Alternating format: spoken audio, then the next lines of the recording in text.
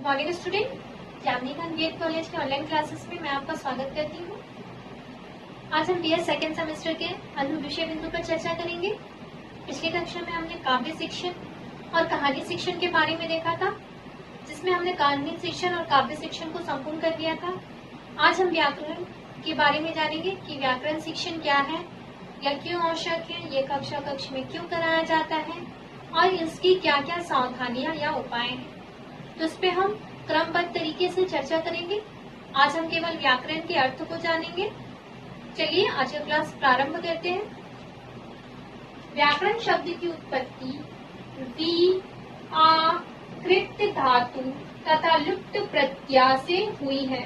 व्याकरण जो शब्द है उस शब्द की उत्पत्ति इन सभी धातुओं से तथा लुप्त प्रत्यय से हुई है। प्रत्यय जो किसी शब्द के अंत में लगाया जाता है और धातु किसी शब्द जो शब्द जिससे बनता है उसे धातु कहते हैं, जिसका मूल रूप होता है, जिसका अर्थ होता है विशिष्ट ज्ञान। अर्थात भाषा में जब विशिष्ट ज्ञान प्राप्त हो जाती है या विशिष्ट ज्ञान को हम जानते हैं तो उसे ही व्याकरण कहते हैं।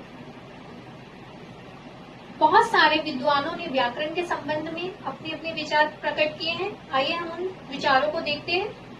पतंजलि के अनुसार पतंजलि को व्याकरण का जन्मदाता भी कहा जाता है। व्याकरण भाषा का अनुशासन है।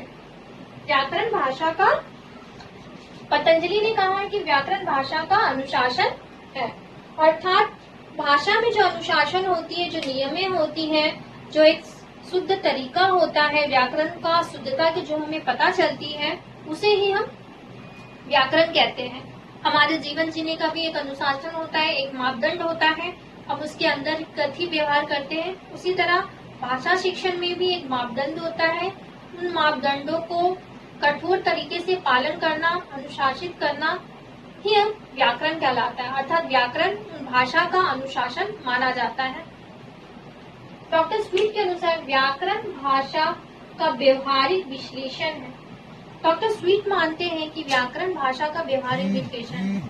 अर्थात भाषा का जो हम विश्लेषण करते हैं व्यवहारिक तौर पर प्रयोग करके, प्रासंगिक करके, वही व्याकरण है। डॉक्टर बद्रीनाथ कपूर के अनुसार किसी भाषा को बोलने और लिखने के नियमों की व्यवस्थित पद्धति व्याकरण कहलाती है। अर्थात जब हम किसी भाषा को व्यवस्थित तरीके से, क्रमबद्ध तरीके से बोलते हैं और लिखते हैं तो उसे ही व्याकरण कहते हैं। यह पद्धति ही व्याकरण कहलाती है। अर्थात भाषा का वह रूप जिसमें सब व्यवस्थित, क्रमबद्ध, स्पष्ट और सही हो। ये नहीं कि कठिन चीजों को हम प्रारंभ में डाल दें, प्रारंभ की चीजों को अंत में डाल दें, इस तरह से नहीं होता है। इसमें क्रमबद्ध और व्यवस्थित होता है। अर्थात हर चीज अपने स्थान पर सटीक और सही होती है।